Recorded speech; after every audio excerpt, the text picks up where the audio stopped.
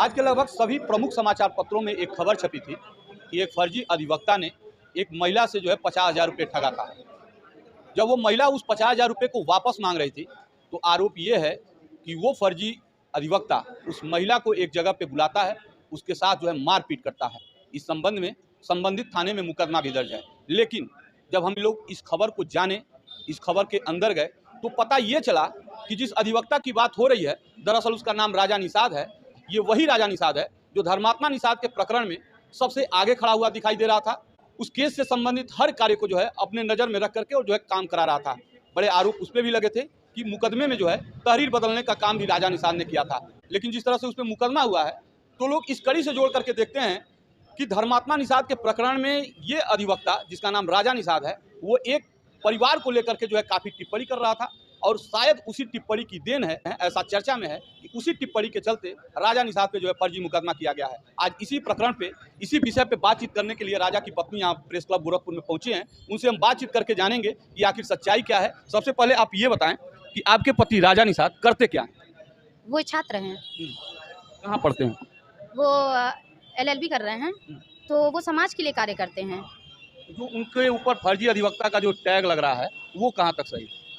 अब ये तो नहीं पता क्या लोग अफवाह फैला रहे हैं, लेकिन भाई जरूरत पड़ती है, समाज में उत्पीड़न होता रहता है तो वो आते जाते रहते हैं कचहरी। ऐसी कोई बात समाज के लोगों का केस भी लड़ते हैं क्या? नहीं, केस नहीं लड़ते हैं वो समाज के लिए। अगर कोई परिवार है जिसकी सुनवाई नहीं हो रही है, अगर जरूरत पड़ती है तो कचहरी आना जाना तो लगा रहता है। किसी के अंडर में रह करके जो है ट्रेनिंग कर रहे हैं क्या? नहीं, ये भी नहीं। नहीं। तो जिस तरह से उनके ऊपर आरोप लगा है, फर्जी मुकदमा उनके ऊपर दर्ज हुआ है, एक केस के पैरवी के लेकर के 50,000 रुपया उन्होंने लिया है, वापस मांगने पर जो है वो मारपीट किए हैं, महिला का लज्जा भंग किए हैं, इसके बारे में आप क्या कहें? ये बताइए, अगर वो पैसा अगर 50,000 मांगते हैं, वो समाज के लिए जिसको ज़रूरत है, लोगों से चंदा लेकर लाखों रुपए दिला रहे हैं, तो 50,000 के लिए ये तुच्छ काम का ऐसा क्यों करेंगे वो? ऐसा नहीं है? नहीं। उनके ऊपर मुकदमा क्यों कोई कराएगा? फर्जी मुकदमा, ये समाज में ये आगे बढ़े, समाज की आवाज़ बन रहे थे, इसीलिए फर्जी मुकदमा करके उनको जेल भेजने का कार्य करना चाहते हैं। कौन लोग हैं इसके पीछे? डॉक्टर संजय निषाद, उनका परिवार। ऐसा कैसे कर सकती हैं कि वही परिवार है, कोई और नहीं? क्योंकि वो लोग जलते हैं इनसे। रीजन क्या है? बस वही आगे बढ़ रहे हैं। हाँ, समाज की आवाज़ उठा रहे हैं, इसीलिए ये लोग ऐसा कर रहे हैं इनके तो साथ। समाज की आवाज़ तो वो भी उठाते हैं, ये भी उठाएं, क्या दिक्कत है? आप लोग देख लीजिए कितने समाज में कितने कि कहाँ-कहाँ पे वो पहुँचे हैं। नहीं पहुँचते हैं। नहीं, अगर समाज को न्याय दिलाते तो किसी की आवाज़ उठाने की क्या ज़रूरत थी उनको? उनके ऊपर मुकदमा इसीलिए हुआ? हाँ, इसीलिए हुआ है। आप लोग क्या चाहते हैं, क्या मांग करते हैं? हम मांग यही करते हैं माननीय मुख्यमंत्री जी से कि हमारे पति के ऊपर जो फर्जी मुकदमा कराया गया है उसकी जांच हो, और अगर वो पाए जाते हैं दोषी तो उन पर कार्रवाई किया जाए। मैं पुलिस का पूरा सहयोग करूंगी, मैं स्वयं पत्नी होके। अगर वो गलत कर रहे हैं तो मैं बिल्कुल विरोध करूंगी। अगर वो सही हैं तो जिनके ये साजिश है उनके ऊपर कार्रवाई किया जाए। और मैं माननीय मुख्यमंत्री जी से मैं निवेदन करना चाहती हूँ कि हमारे पति को जान से मारने की भी हमको डर है कि कहीं उनको जान से मार न दिया जाए।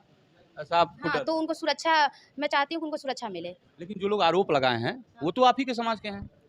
वो 60 साल की, मुझे पता चला कि वो 60 साल की बूढ़ी औरत हैं। अच्छा। हाँ, आप लोगों से मैं निवेदन करती हूँ कि आप लोग उनको बुलाइए और पूछिए उनसे कि कहाँ क्या चीज़ें हैं, कैसी है सारी चीज़ें। वो खुद पता चल जाएगा कि वो रियल बात है कि झूठ बात है।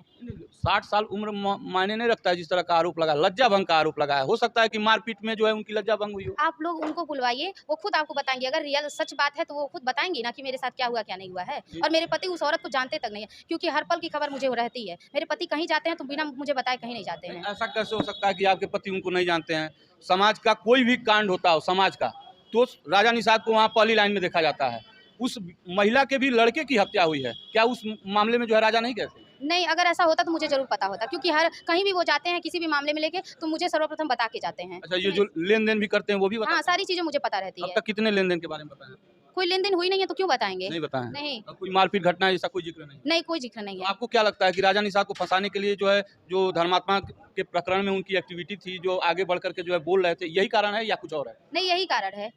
यही कारण है। हाँ, समाज में लोगों के लिए आवाज़ उठा रहे हैं, बस यही सारी कारण है। इनको साजिश के तहत इनको जेल भेज के इनको चाहते हैं लोग कि ये सामाजिक छवि खराब हो जाए, ताकि ये कहीं समाज में खड़ा ना हो पाए। ठीक है, ये पूजा है, राजा निषाद की पत्नी है। इनका कहना है कि हमारे पति को फर्जी मुकदमे में जो है फंसाया बस इसलिए जा रहा है क्योंकि वो समाज के लिए जो है काम करते हैं, समाज में उनकी जो है छवि बढ़ती जा रही है। और दूसरा चीज़, इनका जो आरोप है जिस परिवार के ऊपर, जिस राजनीतिक परिवार के ऊपर, उस राजनीतिक परिवार के ऊपर जो है काफ़ी टीका टिप्पणी ये जो है धर्मात्मा के प्रकरण में कर चुके हैं। इसलिए इसका अंदेशा है कि ऐसा फर्जी मुकदमे में फंसाने पीछे यही कारण हो सकता है। बाकी आप लोग तो जो है सभी कुछ जानते हैं, सारे प्रकरण को जानते हैं। प्रतिक्रिया जरूर दीजिएगा, फिर होगी मुलाकात अगले खबर के साथ। तब तक के लिए नमस्कार।